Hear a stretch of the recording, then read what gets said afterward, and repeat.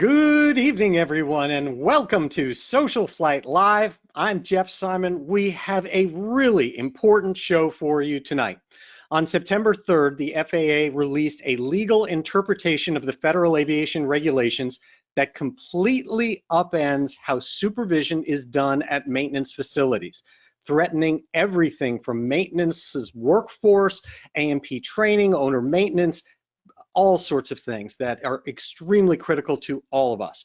Mike Busch is here, and I'll be joining him in a conversation about what this means to you and what you can do to help, which is an absolutely critical part of what we're going to be doing moving forward in order to try to fix this. Before we get started, just a few things. First of all, things are booming in SocialFlight. We want to be sure that you get there, check it out, and get out there and flying. We have tens of thousands of aviation events, destinations, amazing cool things going on. Please go. Completely free, supported by the folks on the board behind me, to socialflight.com or the free SocialFlight mobile app for Apple and Android devices.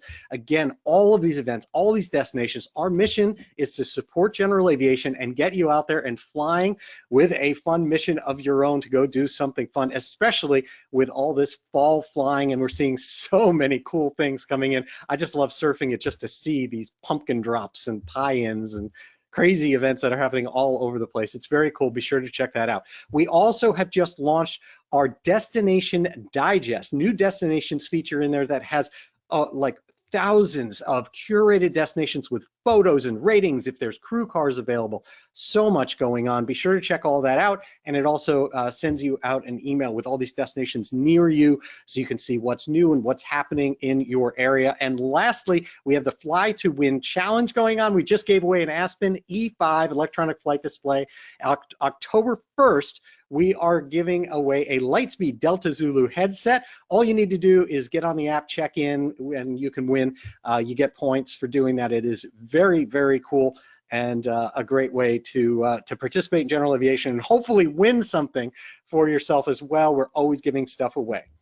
Tonight's broadcast is brought to us by Phillips 66 Lubricants, including the Phillips 66 XC20W50 multi-weight oil that I fly behind and absolutely love using. It's been fantastic for me and my engine. And in addition to that, of course, they have their Victory line of oils, their anti-wear with anti-wear additives, their anti-rust oil, hydraulic fluids, and so much more.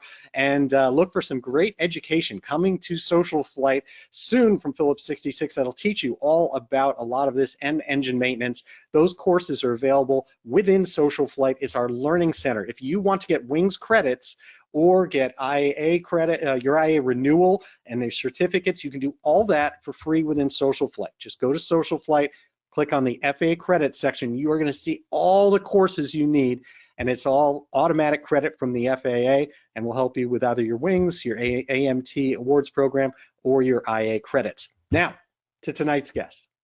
Mike Busch is arguably the best known airframe and power plant mechanic in general aviation. He founded Savvy Aviation in 2008 to provide aircraft maintenance management and consulting services to thousands of aircraft owners, including pre-buy management, innovative engine monitor analysis, and 24/7 breakdown assistance that is essentially AAA for GA. In addition to that, of course, he has authored hundreds of articles and 4 books on aviation ownership and maintenance. Now, Mike and I have been working hard on the back end behind the scenes since this interpretation came out from the FAA to build awareness and to organize a response to this new FAA legal interpretation. So let's dive into it. Please welcome to SocialFlight Live, Mike Busch.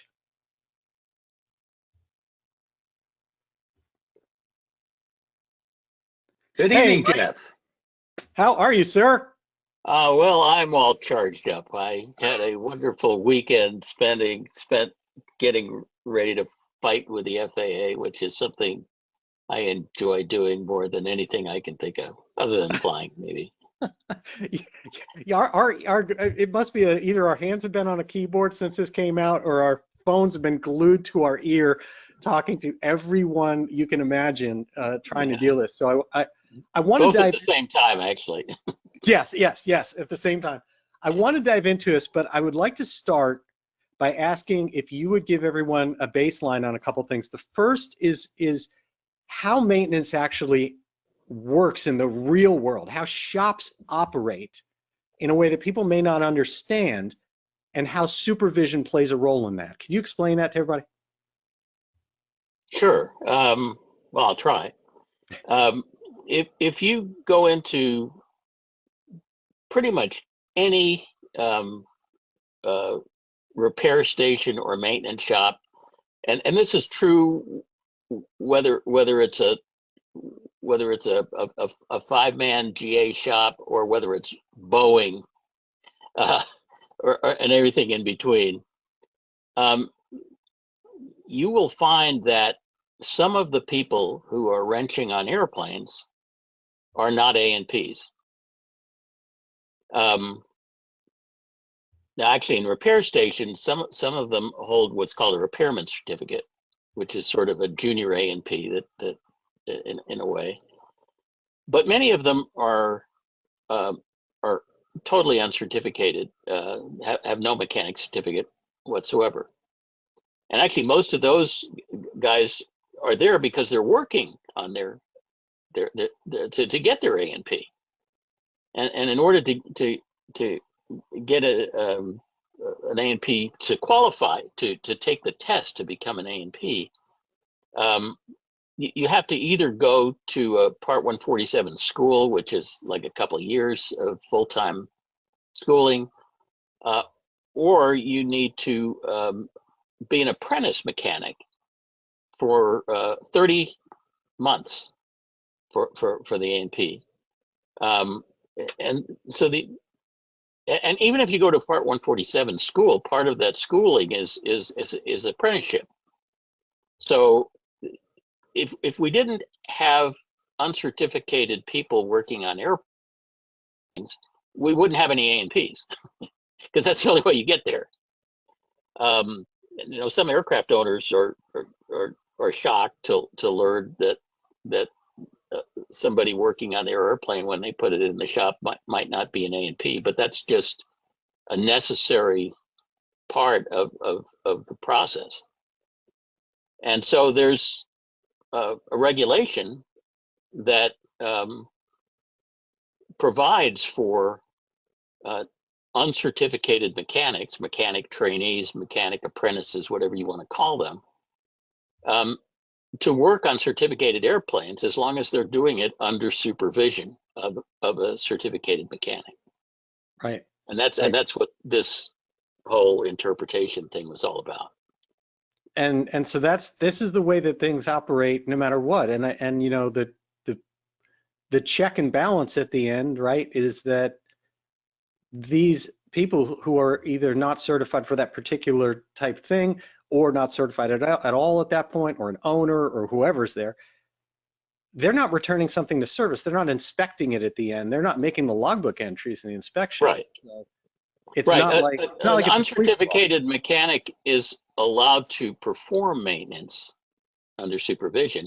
He's not allowed to approve maintenance. Mm-hmm. It's actually two separate regulations. There's a regulation called 43.3, which talks about who's allowed to perform maintenance. And then there's 43.5, which talks about who's allowed to approve maintenance. Right. So when we talk about setting this baseline, so we've set this baseline for what happens. And of course, like you said, owners could be in the shop, trainees could be in the shop, all sorts of things under supervision. Now for a second, how'd your son Jake get his A&P? The same way I did, through the experience, through the apprenticeship. Right. And do you think there's probably not an A&P mechanic alive, or at least anybody who's been an A&P more than a couple of years, who hasn't been in the role of supervising an apprentice? Absolutely. And you're only authorized to do the work that you've been trained on anyway. So how do you get trained? There's all sorts of permutations of it. You're absolutely right. Yeah. The other thing would like you to explain to everyone before we really dive in here as a baseline understanding is the difference between the federal aviation regulations and then what happens when those regulations get interpreted by FAA attorneys and you get something like this letter. or like the COLIA letter that you like, that we all like, Yeah, that, yeah, can you explain that process and then we'll dive right in? yeah. I've been involved with the FAA lawyers on lots of interpretations over the years. I've asked for a number of them. I've responded to a number of them. But Right. it's an important part of the process. But basically, we all have these regulations that we know and love, which we used to call the FARs, and now we call 14 CFR. And these things were written by lawyers, and some of them are pretty obvious what they mean. Some of them are a little inscrutable because they were written by lawyers.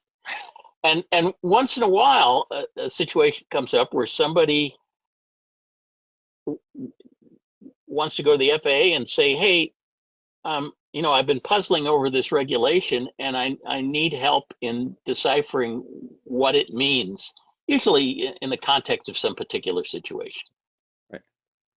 And so there's a process for doing that. You basically write a letter to all the lawyers in the FAA report to the Office of Chief Counsel. It used to be called the Office of General Counsel. Now it's the Office of Chief Counsel. And under the Chief Counsel, there's what used to be called the Rulemaking Division. Now it's called the Regulation Law Division. FAA keeps changing names in their org chart. I don't know why they do that. But there's an assistant chief counsel for regulation who at the moment is a lady by the name of Laura Megan Posh, who is the assistant chief counsel for regulation. In FAA speak, she's AGC 200. And if you're puzzled about a regulation, you write a letter to Miss AGC 200 and you pose your question. And then you hope for an answer. It used to be you get an answer in 3 or 4 months. This latest one came back in 26 months. I don't know why it took so long, but and sometimes you don't get an answer at all. That's another subject. But I've submitted requests for interpretation, and then finally, after a couple of years, spoken to the lawyer to whom it was assigned, saying, "Mike, I'm sorry, you're not going to get an answer to that one. It's too much of a hot potato." But hopefully you get an answer, and then that answer that you get, which is typically in the form of a letter or in this particular case a memorandum, it is a precedent setting. And actually the FAA maintains a database of these things that you can access online and search by keywords and stuff. And they represent the official agency position on what a particular regulation or a particular part of a regulation means. So when you ask for an interpretation, that interpretation becomes binding on everybody. And that's the key, right? That's what we're about to talk about tonight. What matters here is that just what you said. We've got the Federal Aviation Regulations, or CFR, 14 CFR, and now we're about to talk about an interpretation that all FSDOs, all enforcement agencies, everyone associated with the FAA will be looking to as their interpretation. Is that correct? Unless we convince the FAA to take it back, until we fix it. Until we fix it, right? All right, so let's dive in. I think one way to think of these things is asking for a legal interpretation from the FAA is kind of like asking for a revenue ruling from the IRS. You say, "Hey, I've been puzzling over this obscure piece of the revenue code. I can't quite figure out how it applies to me in this situation." You pose a question, and then theoretically you'll get a revenue ruling back from the IRS, and those things are published, and they become binding on everybody. Yep. All right. Let's tell the story. So why don't you tell the story here about tell us all about what this case is that has both of us and everybody else up in arms. Wrapped around the axle. Oh God, yes. Yeah. Well, I actually don't know the entire backstory. I'll tell what I do know is that about 26 months ago, in May of 2022, I guess. A gentleman by the name of Jonathan Moss, who happens to be the manager of the Little Rock, Arkansas FSDO, wrote a letter to Ms. Megan Posh, AGC 200, asking for an interpretation of a regulation, 43.3, actually a part of that regulation, 43.3 subparagraph D. 43.3 is the regulation that talks about who is allowed to perform maintenance on certificated aircraft. 43.3 subparagraph D is the part that talks about uncertificated people performing maintenance on certificated aircraft under supervision of a certificated mechanic.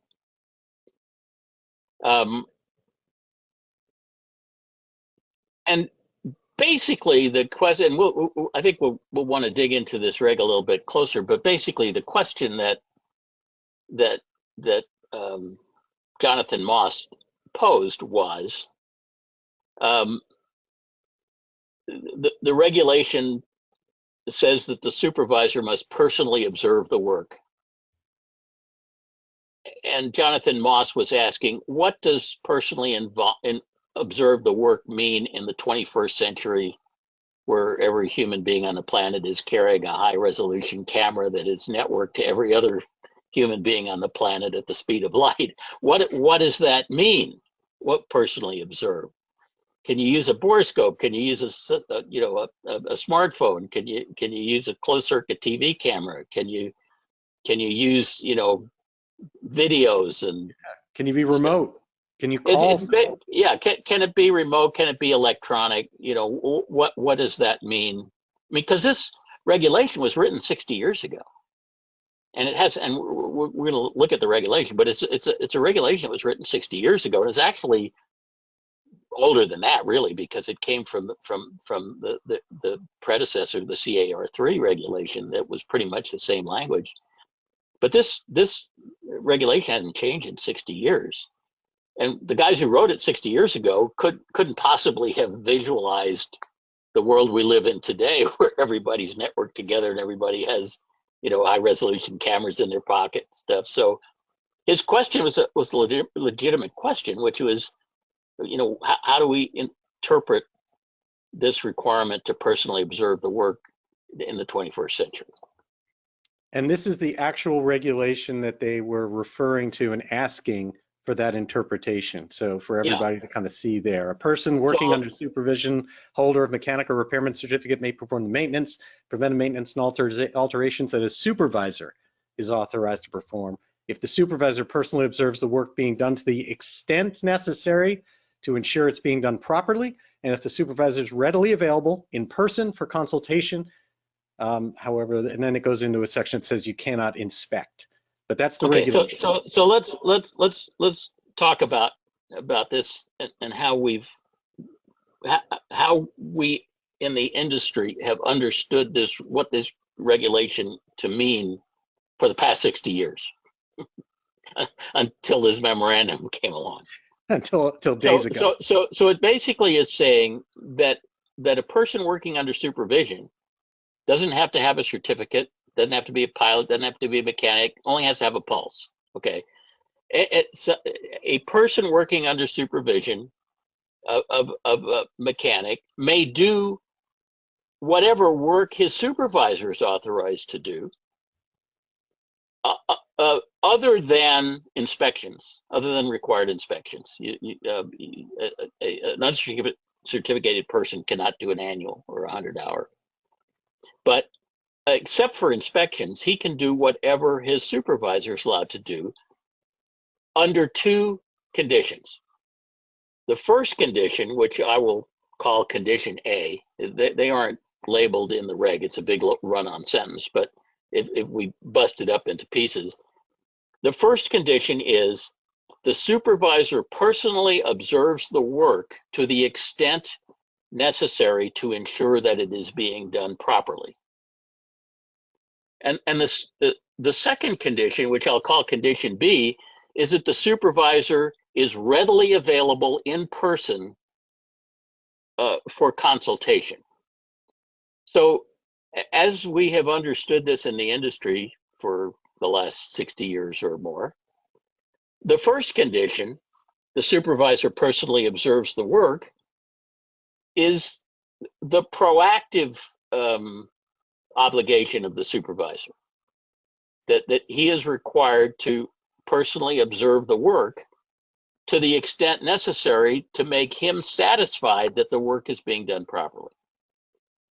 The second condition, which I'll call condition B, which talks about readily available in person for consultation, is the reactive responsibility of the supervisor to be available to the person being supervised, the trainee, if the trainee has a question or gets stuck on something, Yep. or just generally feels like he's getting in over his head and he needs some help.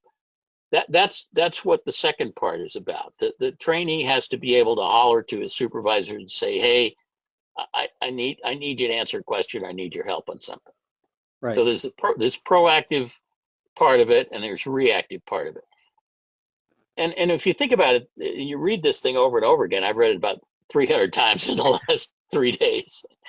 It is just like very, very. It's just a very common sense set of rules that Yes.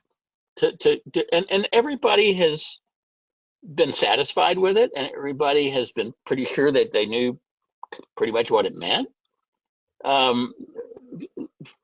For the 60 years since this rule was written into the FARs.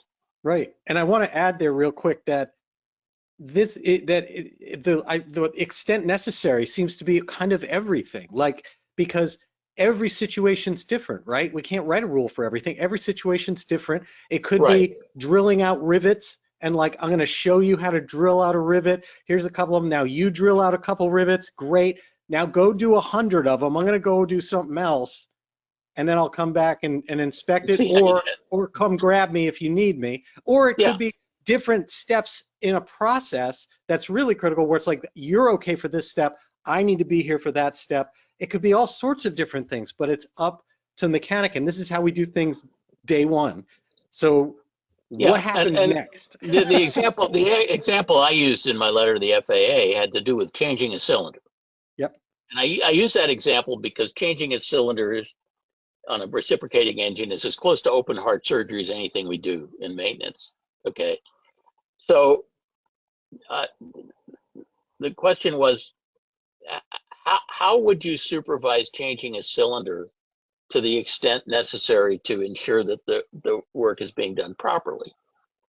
Well, I don't know about you, but I would, first of all, not a whole lot of supervision is required during the removal of the cylinder, because it's kind of hard to screw up, and it's pretty obvious how you do it. You unfasten everything and get everything out of the way that's in the way, and then you pull the cylinder off.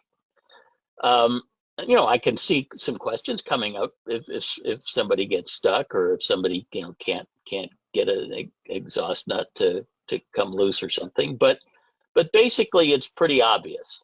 Probably the only part of that process that I might want to be involved in as a supervisor is maybe removal of the piston pin, because sometimes those things are a little tricky to get going, and you don't want to put excessive side load on the connecting rod and stuff. But pretty much there's not much supervision required in the removal of the cylinder. And also, the installation of this. Also want to add real quick, it depends on the people, right? Sometimes you have someone that's their first time. Well, sometimes you have someone that never went to their A&P. They never got their A&P, but they've been in your shop for 10 years. Yeah. So, the installation of the cylinder, you probably want to watch pretty closely as they're installing the rings on the piston, to make sure that the stack up is correct, and to make sure that the end gaps are within spec and all that stuff. And then you want to watch like a hawk when they're torquing the hold down nuts and the through bolts, because that's the part where where people cause catastrophic engine failures when they don't do it exactly right. It's highly, highly critical. Right. And then you probably want to finally take one more look after the job's completely done to make sure all the baffles are in place and the spark plug leads aren't chafing and all of that final stuff. But and as you said, that's what you'd want to do the first time you supervise a trainee on a cylinder change. The 100th time you supervise them on a cylinder change, and you reached a point where you think he pretty well gets it, you're not going to need to supervise him nearly as closely, because he's pretty well trained, and he's 26 months into his 30 months of experience to get his own A&P certificate. So anyway, when you look at this regulation, there are some key phrases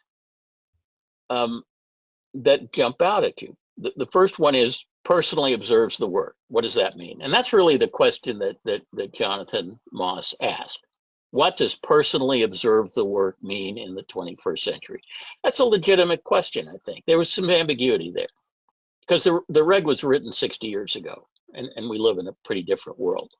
So it's kind of like, well, if we could bring those guys who wrote the original reg back 60 years later and say, what did you really mean by that in the current world? It would be really interesting to hear their answer. Right. But that's really the question that he asked.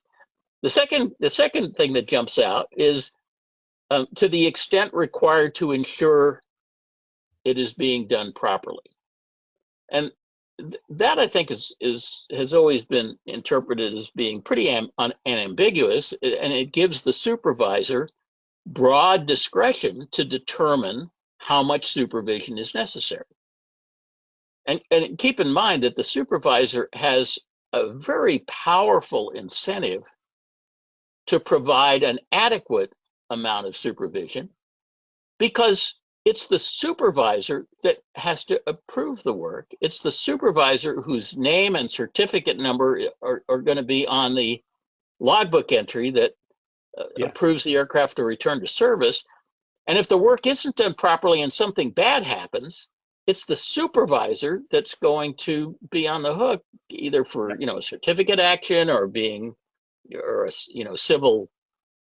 civil damages for negligence, or both. So supervisors have a very powerful incentive to provide adequate supervision, but the regulation has always been interpreted to give the supervisor broad discretion as to what adequate is in any particular case. And like you said, there's so much variability here. You can't write a reg that says what adequate is. It's got to be a judgment call. So everybody's in suspense. Let's get into the meat of it, of what the FAA answered, what their interpretation was. Well, it was a long 3-page memorandum, and it was a memorandum rather than a letter because it was going internally to an FAA person. And this was a case where it wasn't a civilian that asked for the interpretation. It was an FAA guy, the head of the FISDO. So we don't know, but probably for an enforcement action. that would be my guess. Why would he ask that? We're just speculating, because I don't know why Jonathan asked this question. I'm only speculating also, but you don't ask. I've sort of asked myself this question for years, but I thought better of asking the FAA because I'd rather not have this interpreration be done You wouldn't at all. want this to be called the Busch memorandum? Exactly, yeah, the Busch interpretation, right? So there are some Busch interpretations if you look at the database, but I didn't want this to be one of those. All right, but so let me read this because we have people on podcast also and audio only. Their first part of their answer, and there was 2 critical parts. The first part, the Office of the Chief Counsel finds that the phrase "in person" explicitly requires physical presence. Virtual presence through a live video feed or other technological means cannot replace the physical presence of a supervising mechanic. And I will let everyone know this isn't even the big bomb. This is the first part. This is the first part, and it's just dumb. Okay, it's if this were the only thing that were in this interpretation, we probably would not be talking about it on Social Flight Live, and I probably wouldn't have been spending the last 4 or 5 days of my life, you know, with a call to arms. Um, but it's pretty dumb. And the reason it's dumb is because he's saying he is saying that the phrase "in person" requires physical presence. Well, nobody ever questioned that in person requires physical presence. But the phrase "in person" only appears in condition B. Right. That's It only, means and it which is means if not the as, trainee says, "Hey boss, come over here, I need to show you something," you need to be, readily available to come over and look. Okay. But that's not the question that Jonathan Moss asked. Jonathan Moss asked about the proactive part of supervision and whether that could be done remotely. And the phrase "in person" doesn't appear in condition A of the regulation. What it says is personally observes. So Moss was asking, what does personally observe mean? And the lawyer who wrote this memo was answering, here's what "in person" means. Well, right, nobody ever questioned that "in person" right. meant physical presence, but that was only if the trainee asks for the physical presence. And let me give an example of this, because I think people, it's important to put this in like perspective. It could be you as an owner working on something for your annual, and they say, like, drop the exhaust, whatever, I'm heading out to the parts store, or I'll be right back, or whatever they're doing. And they were trying to say, is it okay? Like they're sort of answering here, like, you can't like FaceTime him and say, I can't get this nut off, what should I do? Or show them something where, when there's not there. They're saying, nope, in person's in person. That's their part of things. Well, and I don't think anybody has ever questioned for the past 60 years that if a trainee needs the supervisor to come over and help him with something, that the supervisor is obligated to go over and help him with something. That's never Yeah, been in question, and that's not what Jonathan Moss asked about. Okay, right. it's just total. But this this thing that you've highlighted in yellow, the dumb part of the interpretation, as opposed to the catastrophic part of the interpretation, which we'll get to next, I guess. Um, it it it's conflating condition A and condition B. It's Yes. interpreting a phrase out of condition B as if it were part of condition A. The condition A is the proactive obligation of the supervisor to ensure that the work is being done properly. And condition B, which is the part that talks about in person, has to do with responding to trainees' requests for Right. consultation. So let's get to the second one there so we can really dig in. And I'll read it first again.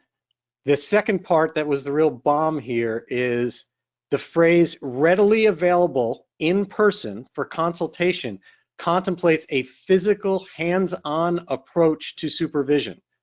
The certified mechanic must be available not just to answer questions, but to notice mistakes and take over if necessary.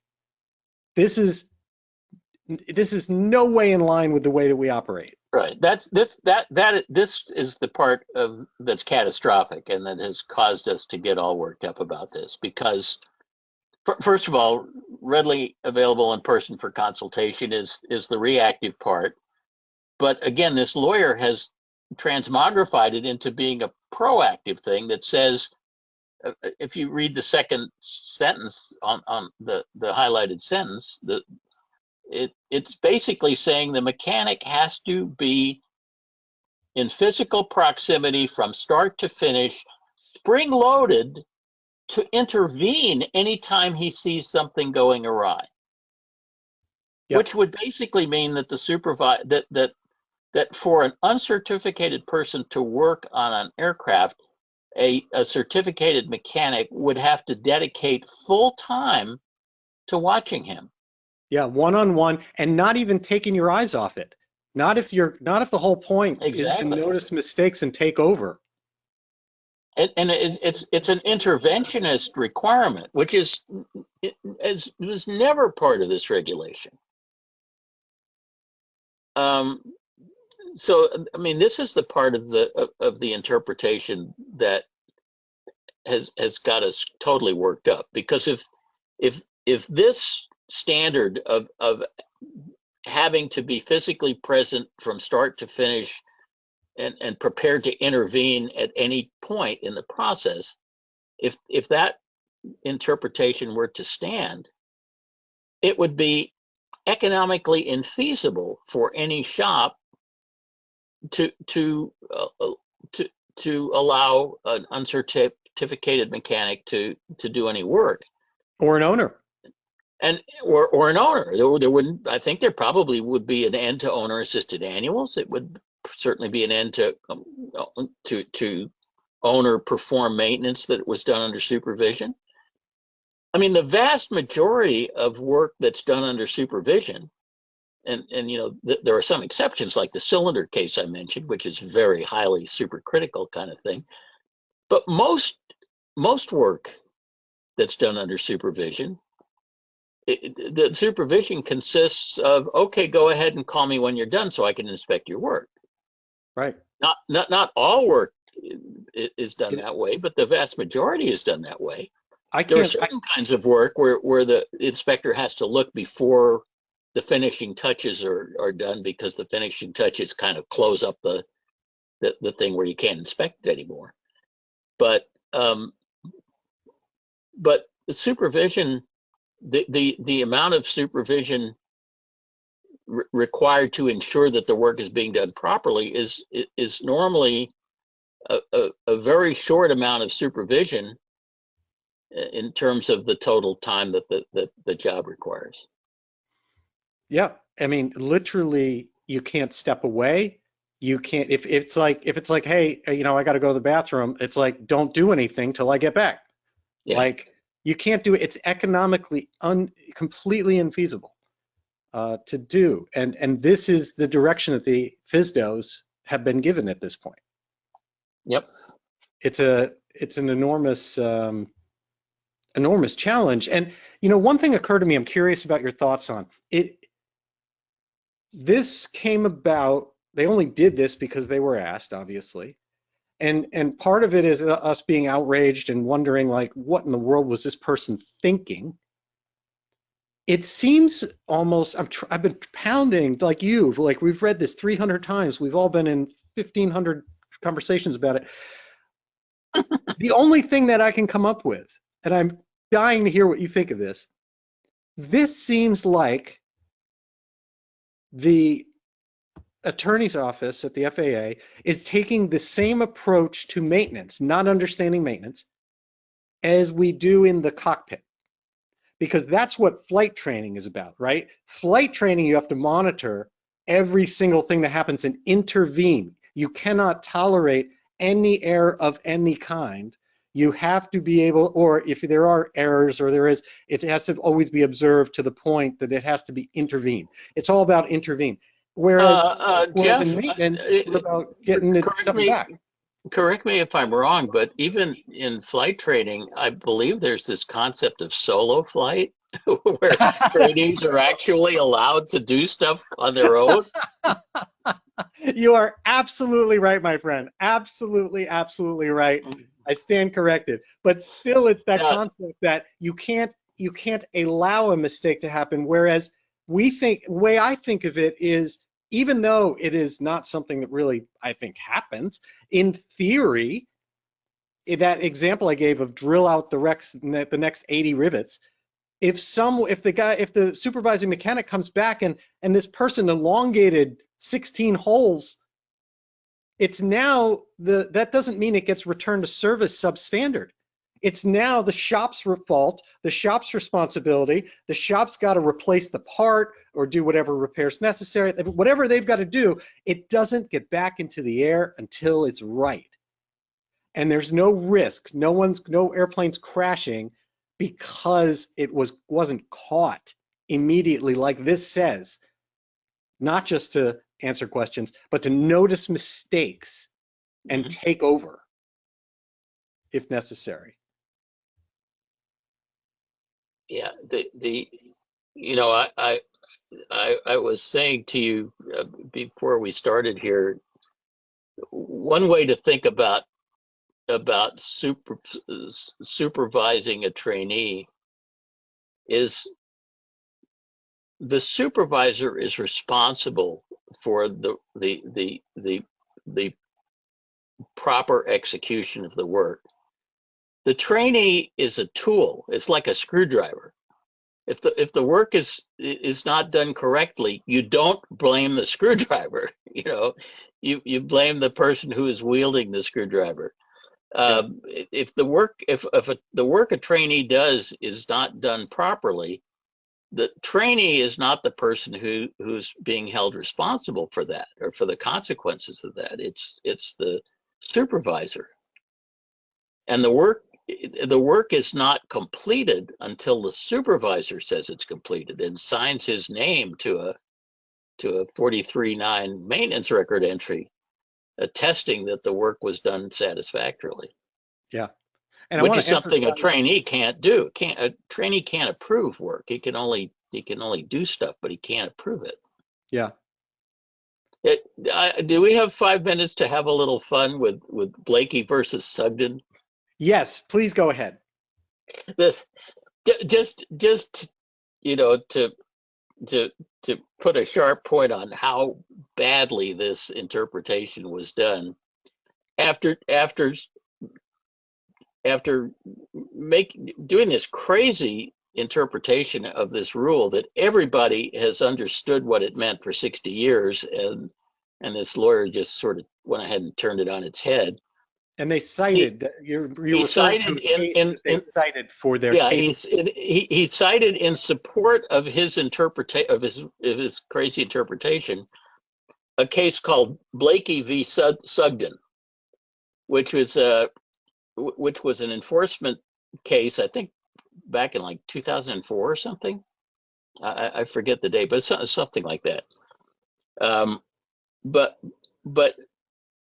the case that he cited was a case of where the FAA suspended the commercial pilot certificate of a professional pilot for 75 days. The pilot appealed the suspension. It was heard by an NTSB administrative law judge who upheld the FAA suspension. The pilot then appealed it to the full NTSB, and the full NTSB also upheld the suspension. And that's what this case that was cited was about. Well, it turns out what Blakey v. Sugden was about. Mr. Sugden, his airplane was in an avionics shop and having some avionics work done. And the avionics shop was running behind schedule.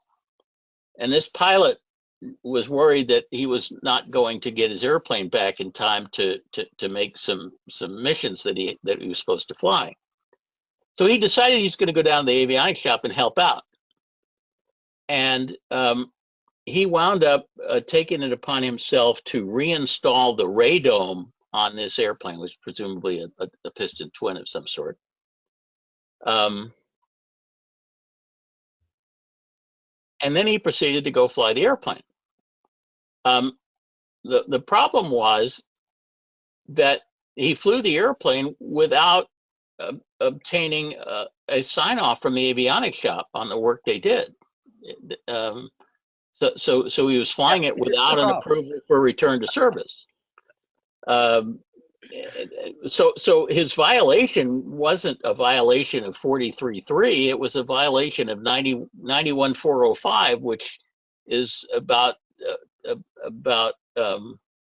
operation after maintenance. That basically says after an airplane undergoes maintenance, you can't fly it again until certain things happen. And the most important thing that has to happen is that there has to be an approval for return to service by an authorized person, which in this case would have been somebody at the avionics shop. But he didn't wait for that to happen. He just went and flew the airplane, and that's why they busted him. Now, it was also argued that he installed the radome without supervision. It wasn't a question of whether he was supervised to the extent necessary. He wasn't supervised at all. He didn't ask for supervision. He didn't get any supervision.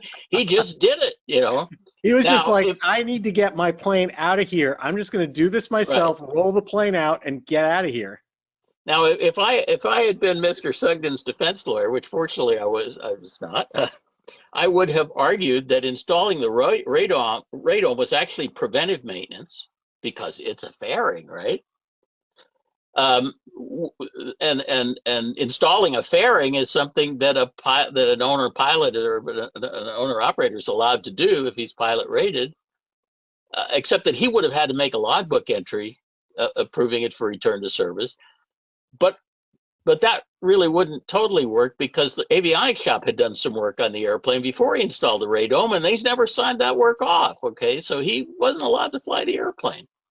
And that has nothing to do with 43.3. That's a 91.405 violation, and the guy they busted the guy dead to rights, and everybody agreed that he was righteously busted for doing that. And the key there, I think, in why the story is crazy is that that's their justification for saying for this crazy interpretation. Right. That is their case. That as to why they think that you have to supervise full time, be there to notice mistakes and take over if necessary. So where do we go from here? Let me cap this off by quoting the final sentence of this 9-page letter that I just sent today to Ms. Megan Posh, AGC 200. It was actually not a 9-page letter. It was a 7-page letter with 2 pages worth of signatures on it, because once I wrote the letter and I ran it by a whole bunch of directors of maintenance and owners of shops and stuff, every one of them said, I want to sign on to that letter. So it had a lot of signatures besides mine. I want to point out before you read that to everybody is that many groups, like you mentioned, many shops, many folks, many other lawyers involved in the profession, we have all, this isn't the Mike Busch and Jeff Simon show of like having interpreted this. Everyone reads this letter as being a massive change. We've now contacted and gotten full support from the general counsels of AOPA, of GAMA, the General Aviation Manufacturers Association, of ARSA, the Aeronautical Repair Station Association, of AEA, the Aeronautical Electronics Association. Literally everybody, and a lot of aviation attorneys have looked at this and said, what were they thinking? I spent Thursday on the phone with Mark Baker. We are all, everybody is, the good news is everybody is up in arms. The next question is, where do we go from here? So Mike, why don't you explain to people, because this is the standard today. This isn't like a, hey guys, there's a notice of rulemaking. Like, this isn't an NPRM. This is where it is today. So where do we go from here? Well, I mean, it's a good question. I did what I could do, which is to write this long formal letter requesting reconsideration, and sent it to AGC 200 via email and registered mail today.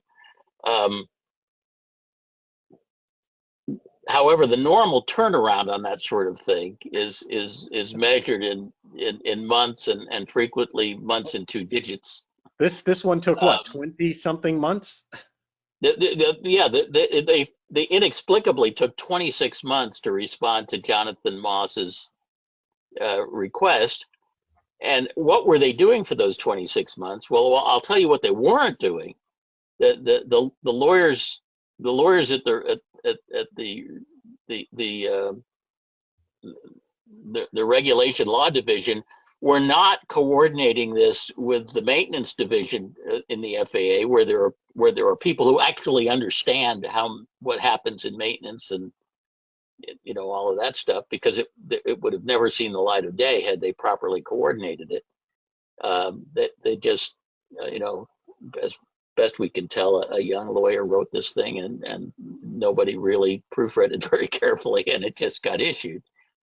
And I'm sure they didn't. I'm sure the powers that be at the FAA did not intend this to happen. I think it happened sort of without proper oversight. And so this is a subject that I have been told will be brought up in a number of meetings at 800 Independence Avenue in the next couple of weeks. And hopefully we can get something more expeditious than a 26-month response time.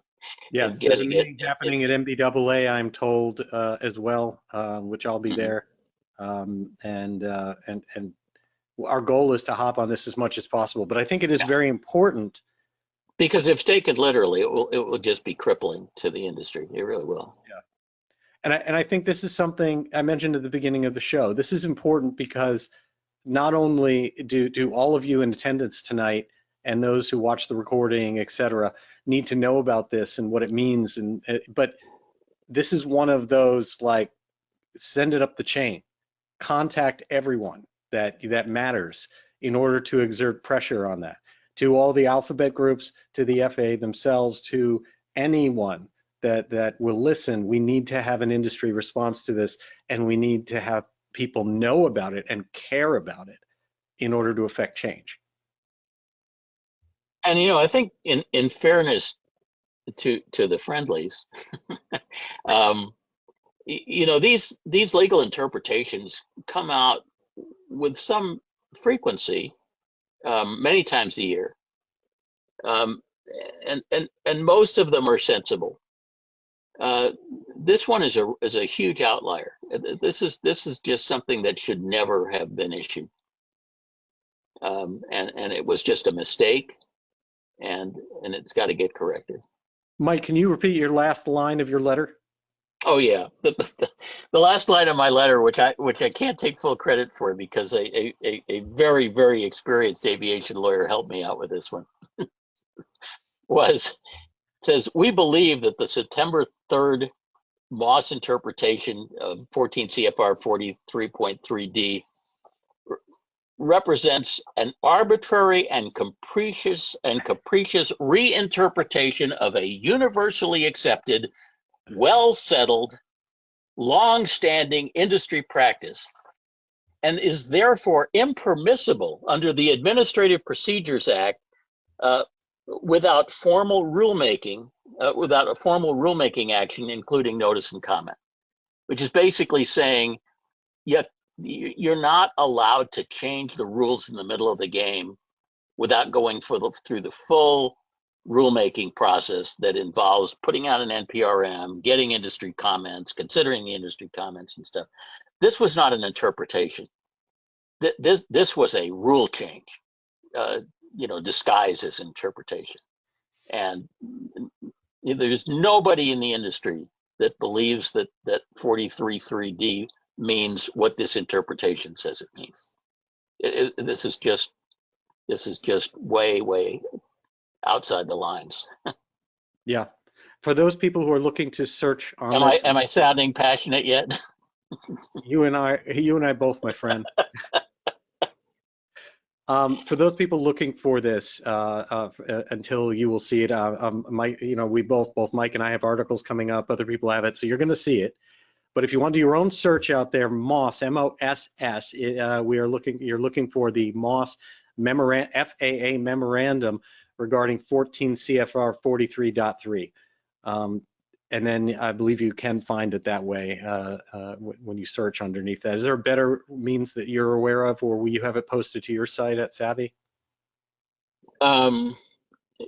Actually, we will have both the the interpretation memo and my diatribe against it added to the Savvy website within the next day or two, and we'll be sending an email blast out to the 35,000 aviators that are on my mailing list, giving them links to it so that everybody can enjoy this stuff as much as we have.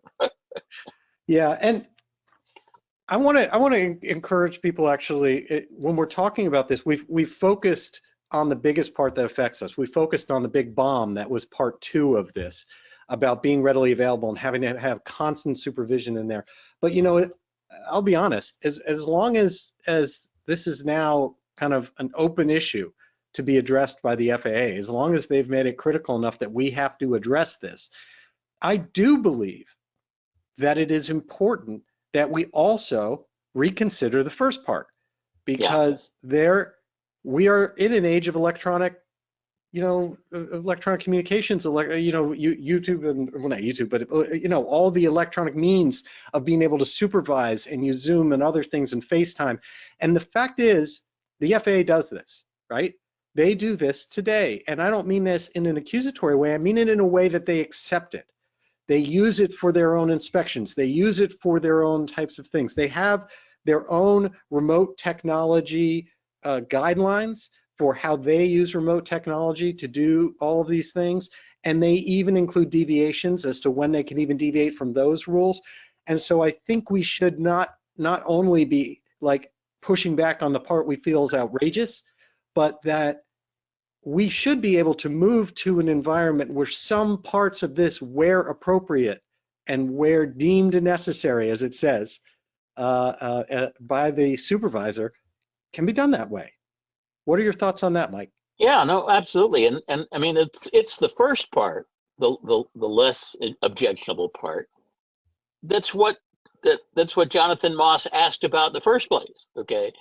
And, most of us weren't going to ask that question, but now that it's been asked and answered badly, it really ought to get answered properly, in a way that is in harmony with all the other things that are going on in the FAA that are encouraging the use of electronic technologies to do things remotely that we were never able to do remotely before. So, I think it does deserve a thoughtful answer, and an answer by somebody who really understands the maintenance.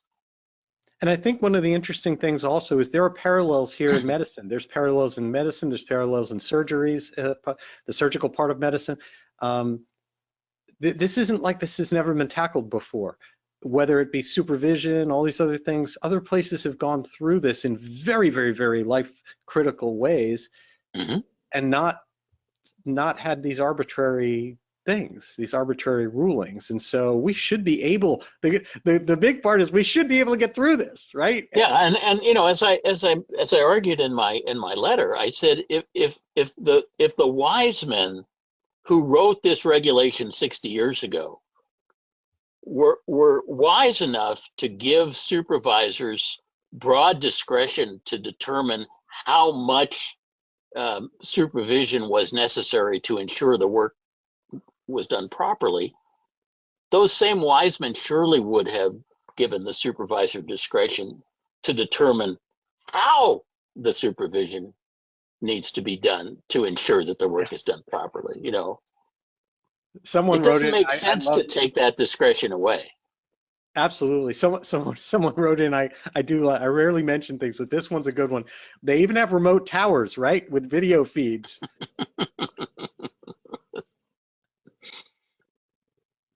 Excellent point. Credit to you. Boy. Well, Mike. Are we having fun yet, Jeff? Yes. Well, Mike, I want to say thank you for taking time out of your evening, especially on short notice, to join us here on SocialFlight Live for this. I want to thank everyone else that joined us to be able to see this. This is really important stuff, so stay tuned. You will see stuff, of course, in articles and all sorts of stuff from Mike. You'll see stuff from me. You'll see stuff from all the alphabet groups. We're on this. for all of us. Full court press. What's that? A full court press. This is in probably my whole career, this may have been the biggest full court press I have seen in the shortest amount of time. So, Mike, thank you. I appreciate you taking the time to join us here on SocialFlight Live and helping everyone understand this. And again, for those of you out there, Savvy, go check it out. Savvy Aviation is such a wonderful resource to help reduce your maintenance costs, take care of you when you're on the road and you're away from home and you have a breakdown. I'm telling you, you can save so much money through Savvy. We're maintenance advocates for aircraft owners, and what we're doing tonight is part of our advocacy. Absolutely. So, Mike, thank you so much for joining us tonight on SocialFlight Live. You bet, Jeff. It was a pleasure. Enjoyed it. Have a good evening. Okay. Thanks. And thank you for everything that all of you do to support General Aviation and for your help as we move forward in this effort to get these rules changed. I really do appreciate it. Again, you will see much more through SocialFlight. Please check out socialflight.com. We'll be back next Tuesday, October 1st with Jimmy Graham, NFL former tight end pilot and Young Eagles chairman. Boy, is that going to be a lot of fun to have Jimmy here on the show. So I'm very excited for that. We're then off for MBAA, and then back on we're then back on October 15th with JJ Frigge from CEO of Hartzell Propeller. And so again, thank you all so much for taking time to join us, and I wish you all blue skies.